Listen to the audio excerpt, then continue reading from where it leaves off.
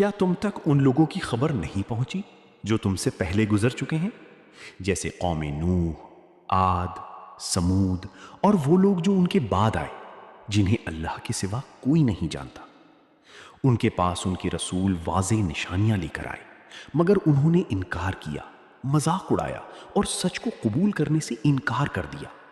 یہ وہی رویہ ہے جو ہر دور کے منکرین اپناتے ہیں، حق سامنے ہونے کے باوجود دلوں کا اندھاپن۔ انہوں نے کہا، ہم اس چیز کو نہیں مانتے جس کے ساتھ تم بھیجے گئے ہو، اور ہم سخت شک میں ہیں۔ رسولوں نے جواب دیا، کیا اللہ کے بارے میں شک ہے جو آسمانوں اور زمین کا پیدا کرنے والا ہے؟ وہ تمہیں بلاتا ہے تاکہ تمہاری گناہ معاف کرے۔ لیکن کفار نے تکبر سے کہا، تم تو ہم جیسے انسان ہو، تم چاہتے ہو کہ ہم اپنے باپ دادا کے طریقے چھوڑ دیں، لہٰذا کوئی واضح معجزہ لے کر آؤ۔ رسولوں نے جواب دیا، ہم واقعی تم جیسے انسان ہیں، لیکن اللہ جسے چاہے اپنا فضل دیتا ہے، اور ہم اللہ کے حکم کے بغیر کوئی نشانی نہیں لا سکتے۔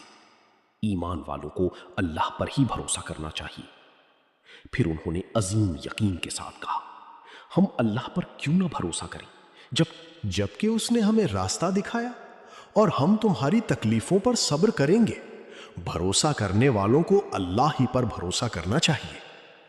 یہ سن کر کافروں نے دھمکی دی، ہم تمہیں اپنی زمین سے نکال دیں گے یا تمہیں ہمارے دین میں واپس آنا ہوگا۔ تب اللہ نے اپنے رسولوں کو وحی کی، ہم ضرور ظالموں کو ہلاک کریں گے اور ان کے بعد تمہیں زمین میں بسائیں گے۔ یہ وعدہ ہے ان لوگوں کے لیے جو اللہ کے سامنے کھڑے ہونے سے ڈرتے ہیں اور اس کی وعید سے خوف رکھتے ہیں۔ آخر کار رسولوں نے فتح کی دعا کی، اور ہر سرکش، ضدی اور متکبر ناکام ہو گیا۔